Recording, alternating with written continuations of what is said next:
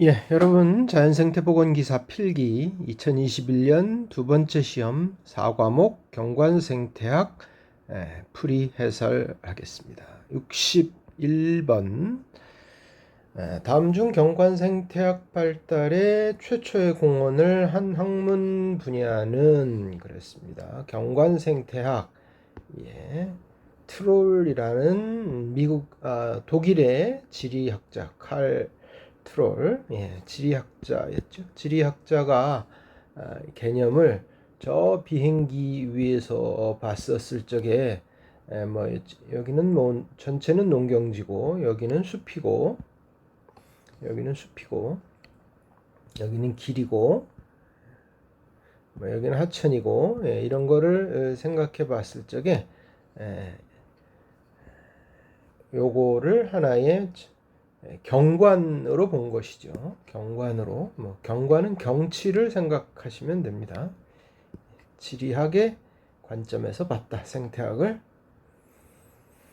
다음 62번 경관 생태적 동태를 고려한 생태 계획.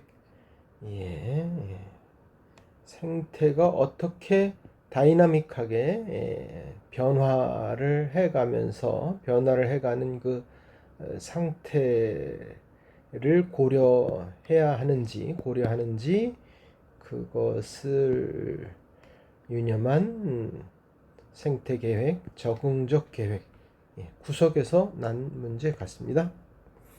63번 63번 생성 요인에 따른 경관 조각.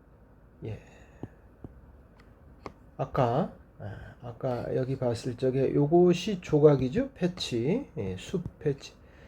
나머지 부분을 농경지라고 치고요. 밭이라고 치고 요것이 매트릭스 바탕이죠.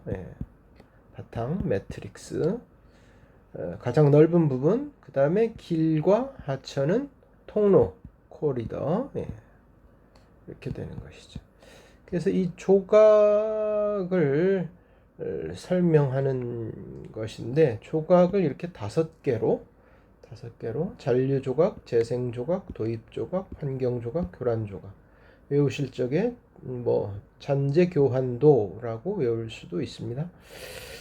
잔류 조각은 예를 들어서 교란을 받았다고 한다면은 인간이 심하게 나무를 다 잘랐다든가 산불이 났다든가 태풍이 불었다든가 이렇게 해서 숲이 다 망가진 상태를 교란을 받았다 이렇게 하고요. 교란을 받고 한쪽으로는 잘 남아있다. 그건 잔류조각. 그런데 그것이 되살아나고 있다. 나무가 살아나고 있고 재생조각. 그런데 그 인간이 한쪽에다가 밭을 예를 들어서 무슨 아마존강 유역에 그 나무를 밀어내고 거기다가 밭이나 목장을 만든다든가 도입된 거죠. 인간이 들여온 것은 도입 조각. 우리나라 같은 경우는 무슨 골프장이 숲을 밀어내고 들어온다든가 도입 조각. 환경 조각은 자연적인 게 이렇게 숲이 있는데 자연적인 것이 한쪽을 이만큼 차지할, 예를 들면 돌무더기나 안반 같은 거 만큼 차지하고 있다든가. 환경 조각. 사람이 한 거 아니죠. 사람이 치고 들어왔으면 도입 조각. 이렇게 됩니다. 읽어보시면 잔류 조각은 교란이 주위를 둘러싸고 일어나서 원래 서식지가 작아진 경우다. 그렇죠. 남아있는 거. 재생 조각은 교란된 지역의 일부가 회복되는 것이다. 맞는 것 같고요. 도입은 인간이 들여온 것이죠. 암석 토양의 형태와 같이 주위를 둘러싸고 있는 지역과 물리적 자원이 다른 조각. 요것은 환경 조각을 설명한 것으로 보입니다. 인간이 생태계를 깨뜨리거나 인간의 흔적에 의해서 인간의 개입에 의해서 한 것이 도입 조각. 이것이 틀렸고 교란 조각은 벌목, 폭풍, 산불 여기 있네요. 맞다. 경관 바탕에서 국지적으로. 다음 64번으로 갑니다. 경계를 설명할 건데 틀린 것은 그랬습니다. 인간의 간섭이 많은 지역에서는 상대적으로 직선이 많죠. 인간은 직선을 많이 만듭니다. 도로도 그렇고 직선을 만들어야 이를테면 도로에서 그 기름이 적게 드니까 에너지가 적게 드니까. 근데 자연은 무조건 곡선이죠. 자연은 직선을 못 만듭니다. 경계를 따라 가로질러, 경계를 따라서 가든 혹은 가로질러 가든 야생동물이 이동한다. 그렇겠죠? 숲이 이렇게 있으면 여기 이 숲에서 이렇게 경계를 따라 이동하다가 뭐 가로질러 갈 수도 있고요. 경계의 길이와 내부 서식지 비율은 생물 다양성에 매우 중요하다. 그렇죠. 경계가 기냐 작으냐.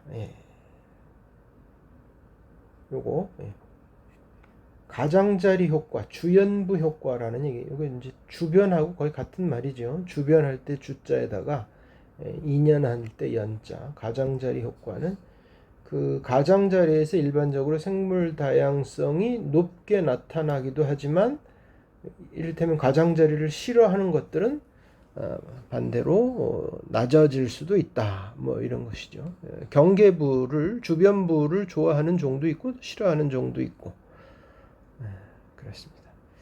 가장자리 면적이 커지면 내부를 좋아하는 내부종, 여기 있는 이 내부를 좋아하는 가장자리를 싫어하고 숲 같은 거의 내부, 연못 같은 거의 깊은 가운데 부분을 좋아하는 아이들은 그런 동물들, 식물들은 그런 식물종, 동물종들은 감소할 수밖에 없겠죠. 가장자리가 커지고 내부가 훤히 들여다 보이면 인간의 간섭이나 여러 가지의 간섭이 있을 수 있으면 그래서 내부 서식지 비율은 매우 중요하다. 경계부에서 일반적으로 생물 다양성이 높고 이러한 곳을 주연부 가장자리 효과라고 한다. 그렇습니다. 답은 이게 틀렸네요.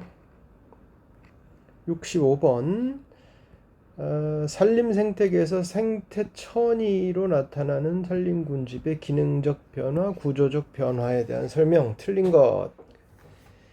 일반적으로 천이 후기 단계 갈수록 종 다양성이 높아진다. 종 다양성은 천이가 진행되면서 점점 올라가지만 한참 가면서 이렇게 안정적으로 됐다가 살짝 떨어지는 수도 있다.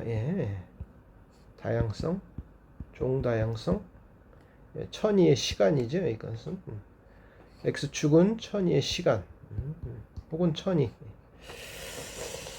2번 생태계 안정성이 높아지죠. 2번 생태계의 기본 생육 전략은 K 전략에서 R 전략.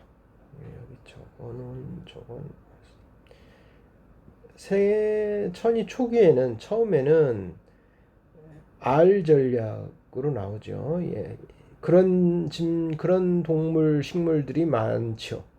예를 들면 어류가처럼 어류같이 수백 개의 알을 낳아서 그걸 키운 다음에 걔네들이 99%가 죽고 하나가 살아남는, 그거에 비해서 사람처럼 그냥 하나를 낳아서 하나를 끝까지 잘 길래는 천이 후기에는 그런 종들이 득세를 하게 된다. 많이 번성을 하게 된다.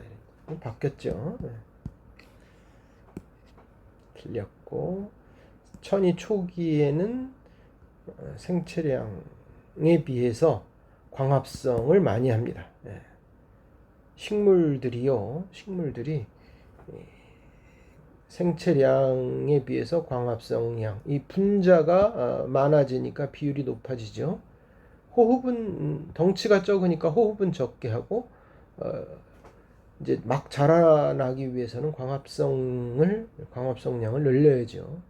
근데 천이 후기에는 생체량은 커졌는데 나무나 풀의 몸무게는 커졌는데 광합성량은 이제 나무도 늙고 한계가 있으니까 분자가 줄어드니까. 그리고 호흡은 또 해야죠.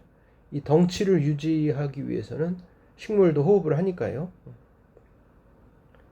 여기 나오네요. 생태천이 후기에는 호흡량이 높아져서 순군집 생산량, 요거네요. 네트 군집 커뮤니티 프로덕션, 이것이 오히려 줄어든다. 순군집 생산량은 총 광합성 생산량에서 식물이 호흡한 것과 1차 소비자 곤충 토끼가 호흡해 놓은 그런 호흡량을 빼야 된다.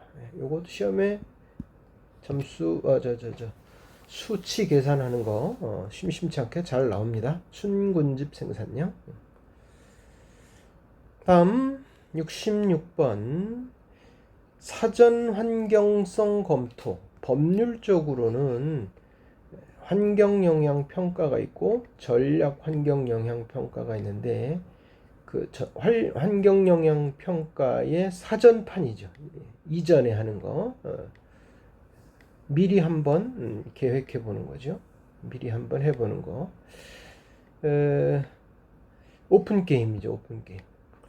그래서 이걸로 많이 하지만 그러나 이 사전 그와 비슷한 개념인 사전 환경성 검토, 사전 환경성 평가가 이런 비슷한 개념으로 법률적 개념 외에 그냥 일반적인 개념으로 살아 있습니다. 생물 서식 공간이 어디에 있느냐. 그 다음에 환경 보전 지역은 어디에 지정되어 있느냐, 뭐가 지정되어 있느냐, 어떤 개발 사업을 하느냐, 택지 개발, 도시 개발, 아니면 보건 사업, 어떤 것이냐. 개발 대상 지역의 지가는 땅값은 비교적 관련이 적다. 그렇겠죠? 네. 잘 읽어보시면 풀 수 있는 내용. 다음에 67번 댐 건설로 인한 경관적 영향으로 먼 것은 유속은 물의 속도는 떨어지겠죠. 줄어들 수밖에 없고 식생이 아무래도 물에 잠기는 호수가 예를 들어서 화천 댐이 생기면 화천 호수, 화천호가 아닌가? 예. 춘천댐이 생기면 춘천호, 8호호인가요? 그래서 식생은 아무래도 물에 잠기니까 멀쩡하던 그 소나무가 많이 줄겠죠. 그다음에 시각 질의 변화, 우리가 볼 수 있는 경관이 많이 바뀔 것이고요. 대규모 절성토 비탈면이 절토와 성토, 절토는 깎는 거라고 그랬고 성토는 메꾸는 거라고 그랬죠. 비탈면이 형성, 대부분 이렇게 산이 위에는 극경사고 밑으로 내려올수록 완경사니까 댐이 여기 있어서 댐 세우기 전에는 여기 있다가 댐 세우면은 이렇게 수위가 높아지니까 대부분 급경사가 더 많이 생기겠죠. 완경사에서 급경사로. 비탈면. 68번 광산 채석장의 유형에 따른 복구공법. 광산을 다 캐내고 난 다음에 그 다음에 돌을 다 캐내고 난 다음에 복구를 할 때 고려해야 되는 것. 복구 목표를 고려해야죠. 어떻게 복구할 건가? 뭘 복구할 건가? 채석한 그 훼손지 규모가 얼마나 되냐? 채석하거나 광물 뽑아냈을 적에 종료 시의 형상, 모습이죠, 모습. 형태와 상태. 서식지의 파편화라기보다는 서식지가 많이 파괴되었겠죠. 다음 69번 야생동물 복원에서 야생동물 종의 움직임에 대한 고려는 매우 중요하다.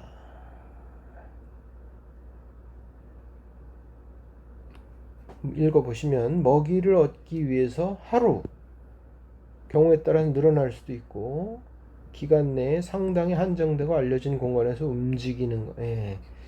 이게 예를 들어서 무슨 살쾡이가 있다, 살기 있다. 예. 이러면은 이 숲에서 이만큼이 내 영역이고 이게 세력권입니다. 세력권. 여기는 내 거야. 다른 동물 못 들어와. 타동물 접근 금지고. 근데 여기서 먹이가 안 될 적에는 좀 더 이렇게 먹이를 구하러 갈 수가 있습니다. 예, 이 부분은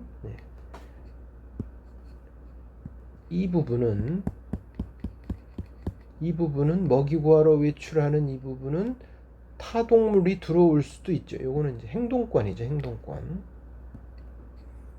행동권이지. 예. 가끔 먹이 구하러 가는 곳, 이렇게 행동권 이동. 그 다음 70번. 이건 뭐 어려워서 이거를 아시기는 좀 힘들 것이라 생각합니다. 리모트 센싱이죠. 예. 리모트 센싱, 원격 탐사 위성이 지구를, 토양이나 물이나 식생을 관측하는 위성이 많이 발사가 됐는데 그 중에 랜셋이 제일 유명하죠. 예. 랜셋에 장착된 센서가 뭐 여러 가지가 MSS도 있고 TM도 있고, TM의 뜻은 시메틱 주제별 매퍼, 지도화 센서인데, 특히 여기에는 TM에는 여러 개의 밴드가 있습니다. 밴드 1, 2, 3, 4 이렇게 뭐 여러 가지가 있는데 이거를 다 외울 수는 없겠죠. 그래서 특히 랜셋 4호, 5호에 TM 시메틱 매퍼 주제별 지도화를 하는 TM 센서가 그 장착이 됐는데, 밴드 4의 식물 건강 상태나 식물 종류, 토양 수분, 우리하고 관련된 게 밴드 4가 많이 관련이 되어 있습니다. 여기에 파장이 0.76에서 0.90 마이크로미터인데 100만 분의 1 미터. 요거를 뭐 이 수치까지를 외우시기는 힘들지 않을까. 답은 이건데요. 식생 유형, 활력도, 생체량. 뭐 대단하죠. 인공위성에서 찍었는데 식물의 활력도, 생체량, 수역, 어디가 물이고 어디가 토양인지, 토양 수분, 이 토양에는 토양이 얼마나 되고 저 토양에는, 저쪽 땅에는 수분이 얼마나 되는가, 이런 것까지 하여튼 뭐 이런 게 있다라고 알아두시면 되고, 이거를 다 공부하기는 힘들지 않을까 싶습니다. 71번. 경관 척도에서 서식지 보호를 위한 생물학적 원리. 우리가 일반적으로 알고 있는 생물학적, 생태학적 지식을 동원하면 될 것도 같습니다. 가능한 한 가장자리를 많이 만들어서 새로운 서식지. 그러면 가장자리 효과는 있겠지만 이 숲의 내부를 좋아하는 이런 아까 말한 삭 같은 거, 살쾡이, 이런 놈들은 살기가 힘들겠죠. 이 가장자리를 좋아하는 이런 놈들은 좋겠지만, 이거는 당연히 틀렸고요. 인간이 도시나 공장이나 길을 만들어서 패치가, 조각이 파편화가 되면 힘들어질 수도 있으니까, 생태계가 힘들어질 수 있으니까 그거를 예방함으로써 손상되지 않도록 한다. 패치를. 좋고요. 종 보호를 위해서 우선순위를 정하고 종들의 분포도와 풍부도를 발생시키는 서식지를 보호한다. 좋은 얘기죠. 생태계에 좋은 얘기. 야생동물의 이동을 위한 통로를 정하고 보호한다. 서식지들 간에 연결한다. 안되면 생태 통로를 인공적으로라도 한다. 만든다. 좋은 얘기죠. 72번.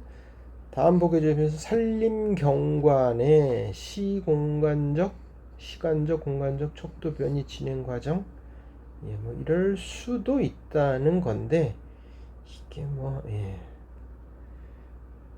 처음에는 유목, 어린 나무죠. 유치원 할 때 유자, 어린 나무가 성장을 하는데 그것이 이제 뭐 당연히 대체되죠. 처음에는 관목이 왔다가 이제 천이 과정이니까요. 다음에는 이제 소나무 같은 바뀌었네요.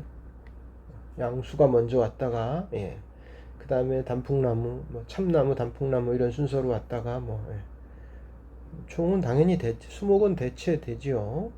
그러다가 산불과 같은 그다음에 인간이 쭉 베어버릴 수도 있고 파괴 2차 천이가 올 수가 있고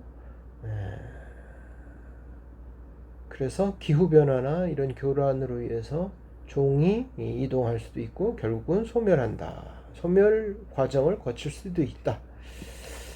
예, 그런 것이죠. 사실 우리는 잘 모르지만 생태계가 오래되면은 어떤 한 종은 소멸되고 어떤 한 종은 생겨나고 뭐 지금도 15분에 하나씩 종이 소멸되고 있다고 합니다. 물론 이제 우리가 아는 큰 종이 아니라 작은 종이겠죠. 작은 덩치. 근데 이제 문제가 요즘 생태계가 문제가 되는 게 15분에 하나씩 그 멸종을 하는데 거기에 따라서 또 생겨나야지 되는데 생겨나지 못해서 문제가 되고 있습니다. 73번 코리더죠. 코리더. 예. 우리가 많이 기억해야 되는 거죠. 통로. 우리 그 경관 생태학에서는 길, 도로나 하천, 강이나 시냇물 같은 거를 다 합쳐서 하천이라고 그러죠. 예. 큰 강, 작은 강 다 합쳐서 하천이라고. 이런 걸 통로라고 하고, 예, 가장 넓은 구역을 매트릭스, 바탕이라고 하고, 중간에 조각조각 되어 있는 부분을 패치라고 하고, 예.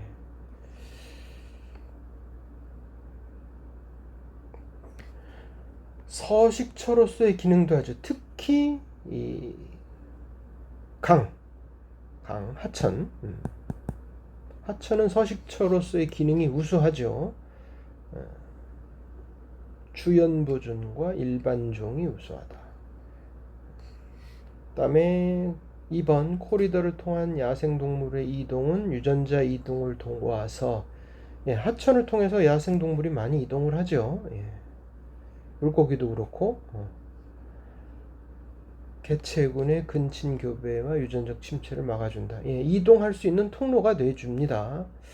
그 다음에 3번 오염물질을 통과시키는 여과 기능을 한다. 그냥 호수와 달리, 그냥 저수지와 달리 그 하천은 계속 흐르면서 여러 가지 그 세균이나 미생물을 통과시키기도 하고 또 자갈도 통과하고 모래도 통과하고 숲도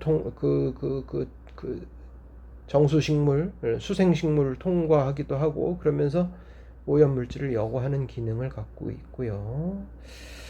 이동 통로로서의 서식지간 연결성을 높이고 야생동물의 행동권을 갈라놓는 장벽의 기능도 있죠. 길은 분명히 있고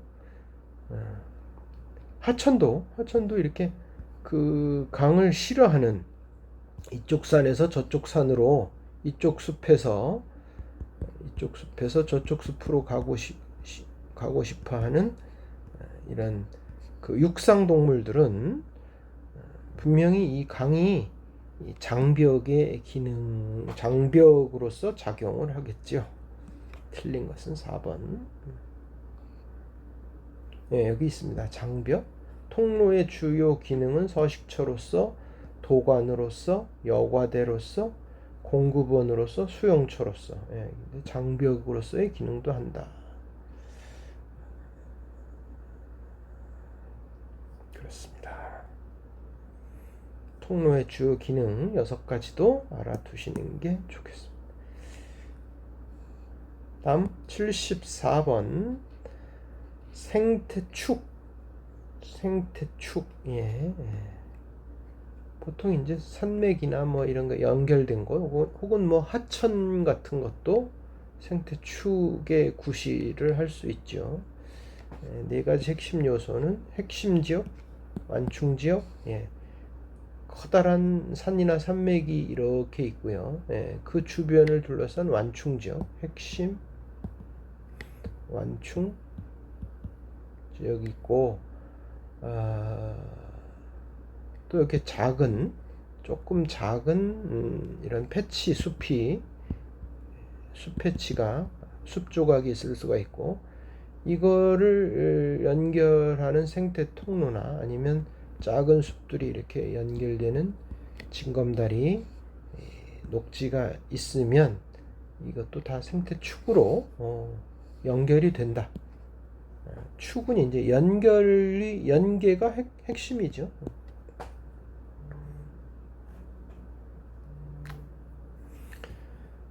다음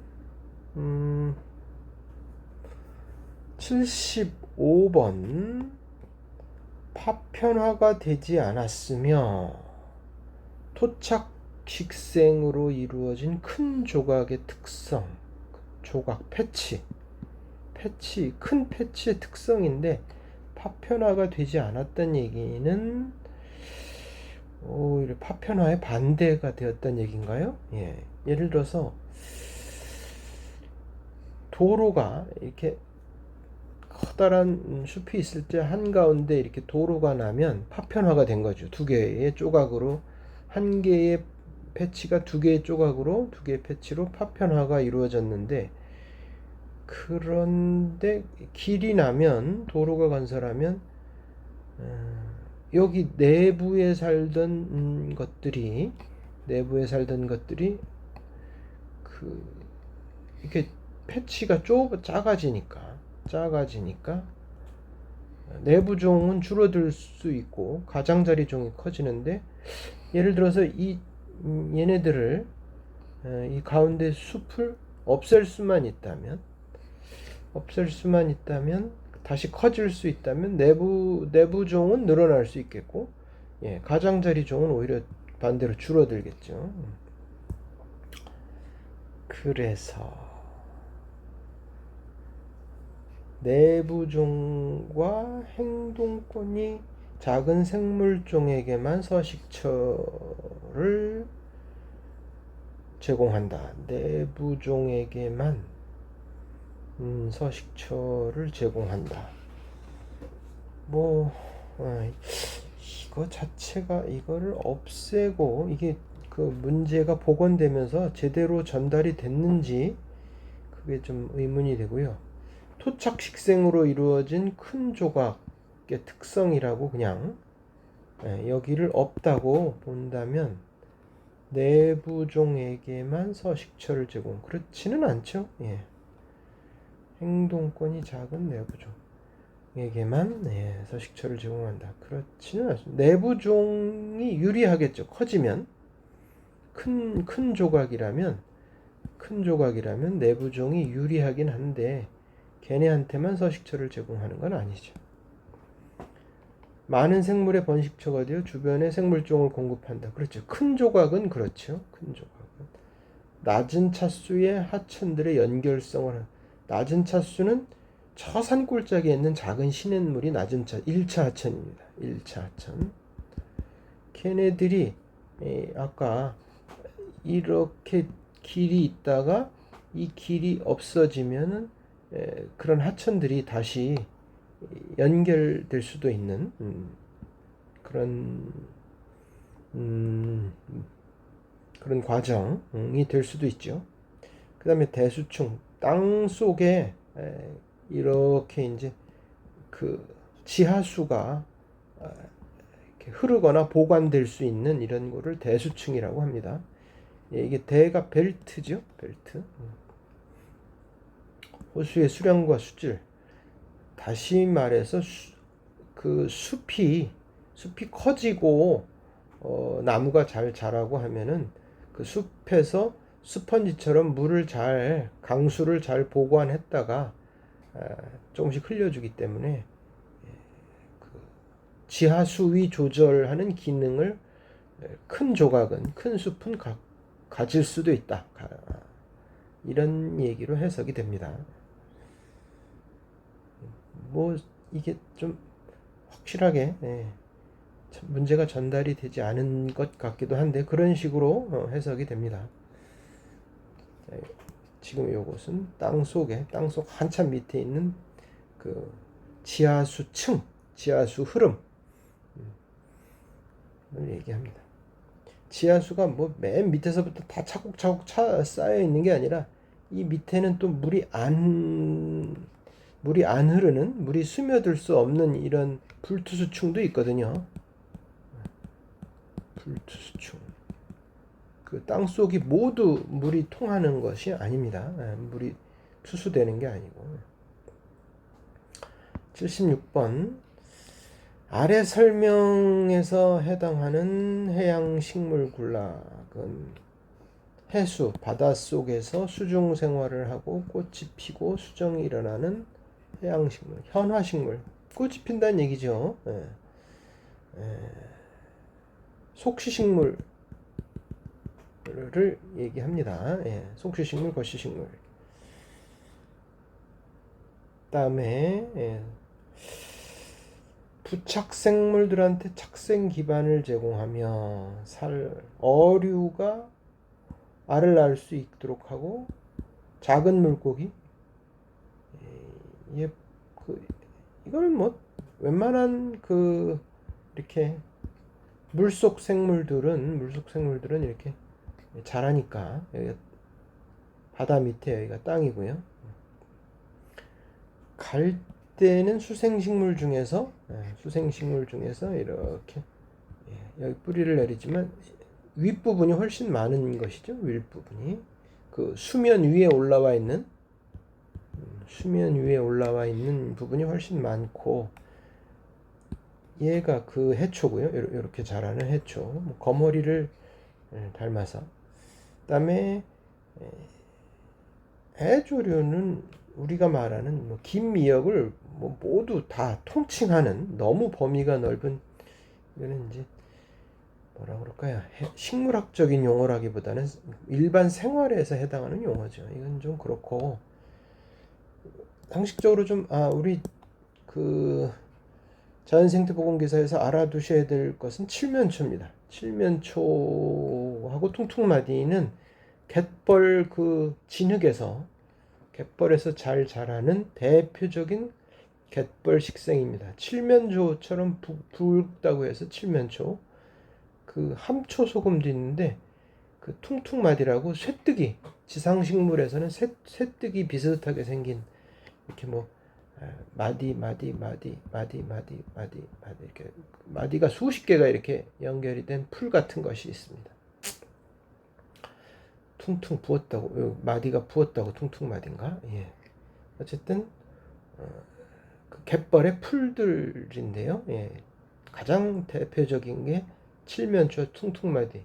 요 놈들은 이제 아무리 짜도 그 소금기들을 이렇게 입 밖으로 배출하는 이런 능력들이 있죠. 그래서 얘는 아니죠.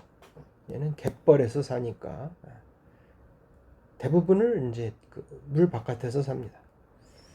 물론 이제 물이 들어오면 물에 잠길 수도 있지만, 바닷물에. 그래서 거머리말이라는 게 있다. 너무 깊숙한 문제죠. 너무 구석에 있는 문제. 77번. 경관을 구성하는 지형, 토질 등의 요소가 수직적으로 경관, 산 같은 것은 이제 지형, 땅의 형태, 토질 이렇게 돼 있고, 또 다른 경관 단위는 자연적 조건과 인위적 조건에 영향을 받아 수평적으로 배치돼. 어디는 밭이고, 어디는 숲이고, 어디는 강이고, 어디는 습지고, 경관 모자이크죠. 그 경관 모자이크를 우리가 바탕, 조각, 통로로 이렇게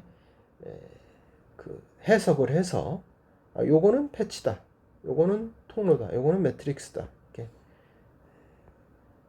우리가 해석해서 평가를 해서 파악을 할 수가 있다. 경관생태학에서. 다음 78번 해류나 하한류라고 되어 있는데 해안류가 맞는 것 같습니다.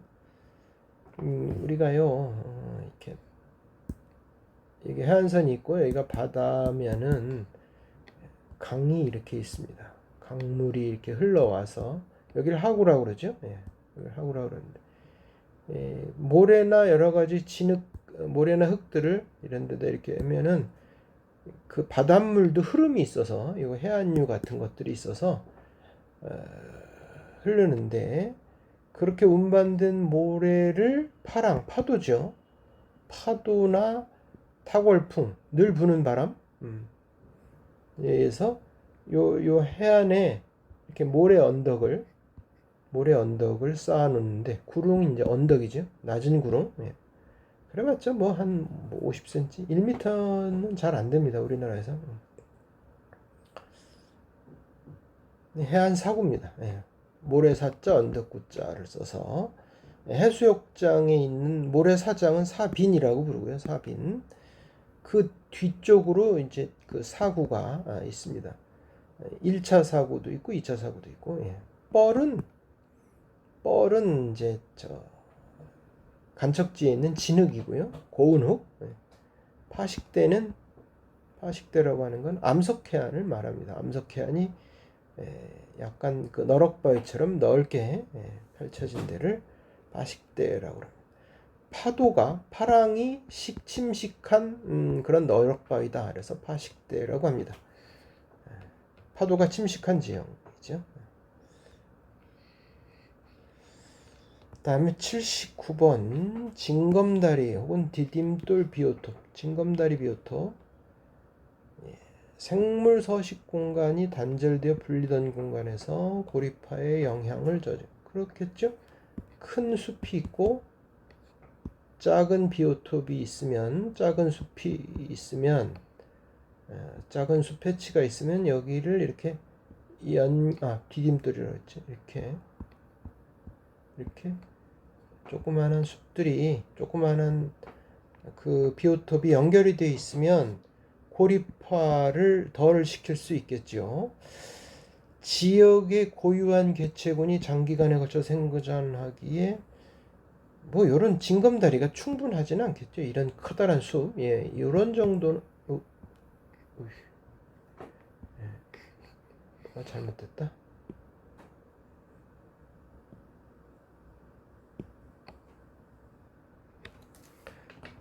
그래서 이 숲이 이 정도 된다면 이렇게 큰 숲이 된다면 그 정도 되겠지만 이 정도 되겠지만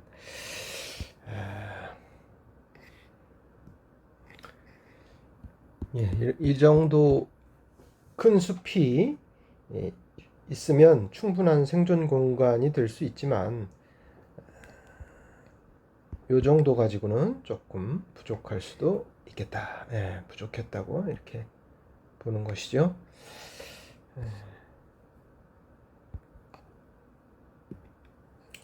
자, 3번 많은 종들에게 서식이 해기되는 지역 사이를 이동이 가능하게 해준다. 그렇죠? 이 커다란 숲과 이 작은 숲 사이를 이동 가능하게 해준다. 그 다음에 4번 낙차공이라는 것은 낙차를 두는 하천이 있으면 이렇게 떨어질 낙차, 물이 떨어진다는 거죠. 이렇게 해서 예를 들어서 물이 이렇게 뚝 떨어질 수도 있고 너무 이렇게 그 차이가 없이 낙차가 없이 그냥 떨어질 수도 있는데 그 낙차를 적당하게 이렇게 두면 이게 이제 어도가 되죠. 어도가 예를 들어서 댐 같은 보호 같은 거 옆에나 생태하천을 만들면서도 적당하게 이렇게 약간 지그재그로 계단을 만들어서 그런 낙차를 두는 공법 뭐 그런 것이 있으면 디딤돌 비오톱 비슷한 기능을 한다. 그 다음에 그 저수지 같은 곳에 설치된 장애물을 철거해도 동물들이 왔다 갔다 할 수 있고 그렇게 된다는 얘기죠. 그래서 디딤돌 역할을 할 수도 있다. 답은 2번. 80번. 원격 탐사, 리모트 센싱하는 그런 위성들 중에서 정지 궤도에 있고 해상력이 낮은 것은 그 미국 국립해양대기청 해양대기청 국립해양대기청 뭐 내셔널 뭐 이쯤 되나요? 예. 오션 내셔널 오션 애트모스피어 요것이 그 전에 맨 처음에 올 적에는 나사랑 같이 쏘아 올렸었는데 예, 노아 국립해양대기청에서 쏘아 올린 요 위성 정지 궤도에 있다. 뭐 이것도 구석에 있는 문제니까 이렇게 알아두시면 되겠습니다. 예, 마치겠습니다.